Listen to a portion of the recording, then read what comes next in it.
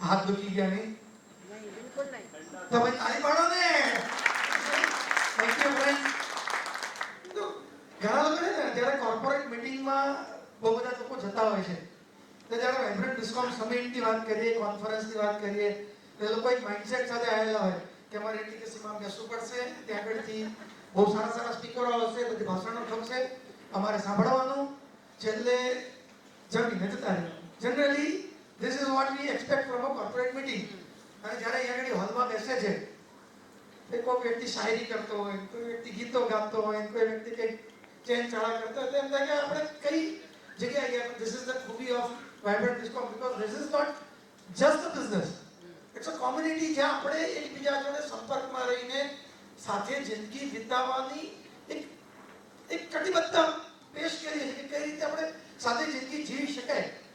You can become investor. કશ્યપભાઈ બહુ સરસ વાત કરી. અચ્છા, આઈ વિલ ટેલ યુ, એમાં એક કહીએ કે જમીન નહીં જવાબ, જમીને જવાબ. જમીનને જવાનું. તો પહેલા તો હું છે ને આઈ વિલ રિક્વેસ્ટ દર્શનભાઈ, તમે એક વખત ત્યાં ઉભા થશો. સમીરભાઈ, આ બંને વ્યક્તિઓ માટે હું ખાસ તાળીઓ ચાહીશ, because this was their first presentation ever. ત્યારે જિંદગીમાં એમને સ્ટેજ ઉપરથી બોલ્યા નથી અને like thank you sir, very nice of you, very nice of you. આ પણ એક ડિસ્કોમની ખૂબી છે કે જે this stage અમે પણ કદાચ હું ને કૌશલભાઈ જ્યારે આવા કોન્સેપ્ટથી જ્યારે પ્રભાવિત થતા હતા ત્યારે અમે પણ એટલા બધા સ્પીચ નહોતા આપી શકતા.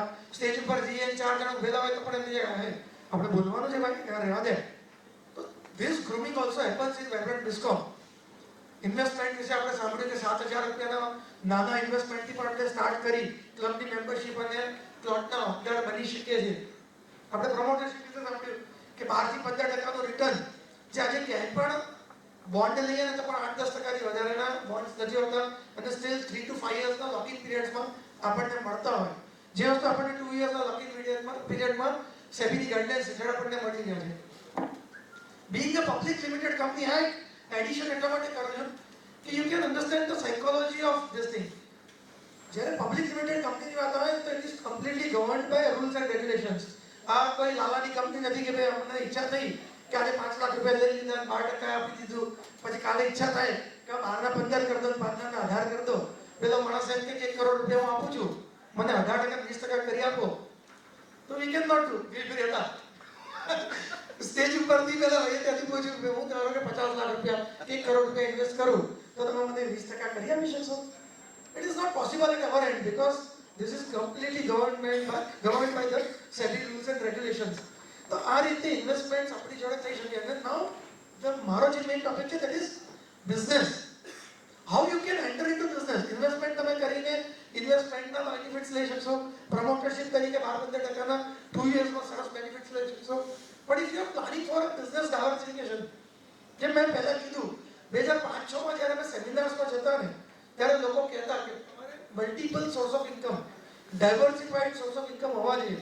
તમારો બિઝનેસ છે જ, સરસ સેટઅપ છે, આજે સરસ છે, કાલે બી સરસ રહેવાનો જ છે, ધેટ ઇઝ ગેરંટેડ. તો એ સરસ બિઝનેસની અંદર નવું એડિશન શું કામ ના કરવું? Why not to expand? Gautam અદાણીને તકલીફ હતી એટલે મુન્દ્રા પોર્ટ નહોતો બનાવ્યો, પણ પૈસા હતા, સક્સેસફુલ હતા, બધા લાવ મુન્દ્રા પોર્ટ બનાવીએ. મુન્દ્રા બનાવ્યા પછી એમને જોયું કે હવે નવી એક્સપ્લોર કરીએ. ધીરુભાઈ અંબાણી પાસે રિફાઇન કાપડમાં પણ જઈએ, કાપડમાંથી જોયું કે જીઓમાં પણ જઈએ. સો they are expanding there business હોરાઇઝન્સ વધારવાની વાત છે. અને if I ask you a question, અહીંયા કેટલા લોકો એવા છે કે જેને પૈસા એ હાથનો મેલ લાગે છે? આશ્રમમાં લાગે પૈસાનો હાથનો મેલ છે. કેટલા લોકોને એવું લાગે છે? હા, તો તમારો મેલ મને થોડોક આપતા રહેજો, કારણ કે મને મેલ નથી લાગતો. પૈસા કદાચ સંપૂર્ણ નથી, પણ પૈસા વગરનું જીવન કદાચ અત્યારે આપણે કલ્પના ના કરી શકીએ, કારણ કે ઘણા બધા એરિયાઝ છે, આપણા ડ્રીમ્સ છે, આપણા સપનાઓ છે, એને પૂરા કરવા માટે પૈસા is the most important thing. તો પૈસા કેવી રીતે કમાઈ શકાય એડિશનલ આપણા બિઝનેસને ડિસ્ટર્બ કર્યા વગર?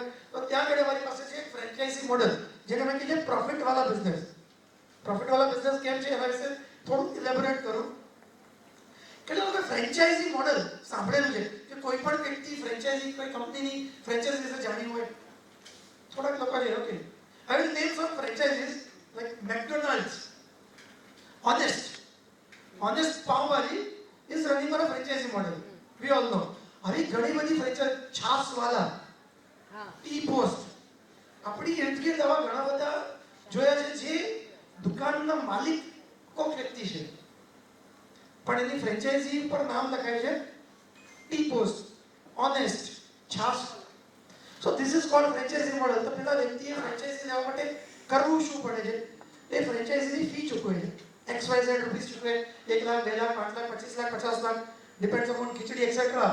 11 લાખ રૂપિયામાં ફ્રેન્ચાઇઝી આપતું હતું, જે મને યાદ છે એકાદ વર્ષ પહેલા. સો એ ફ્રેન્ચાઇઝી લીધી પછી એ વ્યક્તિએ કરવાનું શું છે? તો પોતાની જગ્યા રાખવાની, ભાડેથી અથવા ખરીદીને. એ જગ્યા ઉપર પોતાના માણસો બેસાડવાના, કસ્ટમર્સ આવશે, એ કસ્ટમર્સ આવે એટલે એ લોકોને પીરસવાનું, એ લોકો ખાઈને જાય, એ લોકો એમનું પ્રોડક્ટ લઈને જાય, એમાંના કુછ પર્સન્ટેજ એમણે કંપનીને આપવાના. This is what happens in a franchise model. હવે ફ્રેન્ચાઇઝી મોડલ 1-2 વર્ષ રન કર્યા પછી એમ લાગે કે મને સૂટ નથી કરતું, તો જે 25-50 લાખ રૂપિયા ફ્રેન્ચાઇઝી ફી હતી, આ પાડાને બધાને ખબર હશે, તો આઈ વિલ આસ્ક યુ કે થાય શું? ફ્રેન્ચાઇઝી ફી નું શું થાય? પાછી આવી જાય ને? ઝીરો થઈ જાય. Yes, exactly, thank you. એ ઝીરો થઈ જાય. મેં ફ્રેન્ચાઇઝી ફી ચૂકવી અને મેં બિઝનેસ સ્ટાર્ટ કર્યો, it was a fee that I paid. હવે મારો બિઝનેસ નથી ચાલ્યો because of any damn reason. Corona આવી ગયો, 8 મહિના સુધી, 10 મહિના સુધી મારી રેસ્ટોરન્ટ ના ચલાવી શક્યો, તો it's my fault, not that company's fault. એટલે ડિપોઝિટ જતી રહે. The remarkable thing about our business franchisee model is we also take franchisee fee, but it is completely refundable or convertible deposit. એટલે તમે business start કરો છો અમારી જોડે, franchise લો છો, 3 લાખ રૂપિયાના ઇન્વેસ્ટમેન્ટથી, મિનિમમ ઇન્વેસ્ટમેન્ટ ઇઝ 3 લાખ. એની ઉપર ગમે એટલું થઈ શકે, પણ 3 lakh is the minimum amount તમે રોકો છો. That will be a deposit. કંપનીનો અને આપણી કંપનીનો એક એગ્રીમેન્ટ બનશે, પાર્ટનરશિપ એગ્રીમેન્ટ. એટલે HN સફલ વાળા હતા, HN સફલ અને ગોયલની જેમ પાર્ટનરશિપ આપણી થશે. તો એ રીતની આપણી પાર્ટનરશિપ થઈ શકે. તમારે ઇન્ડિવિજ્યુઅલ લેનથી પાર્ટનરશિપ કરવી છે તો કંપની અને તમારા ઇન્ડિવિજ્યુઅલ લેનથી પાર્ટનરશિપ થશે. એ 3 લાખ રૂપિયા કંપની પાસે ડિપોઝિટ તરીકે રહ્યા. કંપની તમને 35 લાખ રૂપિયાનો સ્ટોક, શેનો સ્ટોક હશે? કાપડનો, જમીનનો. Okay, thank you. એટલે આજે હવે એટલે કે ભાઈ આ બધાને ખબર છે સેલિબ્રેશન. સો જમીનનો 35 લાખ રૂપિયાનો સ્ટોક તમારા ખાતામાં જમા થશે. ધેટ ઇઝ નિયરલી અબાઉટ 500 વાર. એ 500 વાર જમીન તમારા ખાતે ક્રેડિટ થઈ ગઈ. તમે એને સેલ ઓફ કરી શકો છો. હવે સેલ ઓફ કરવા માટે કંપની તમને હેલ્પ કરશે વિથ ડિફરન્ટ એસ્પેક્ટ્સ. નેક્સ્ટ.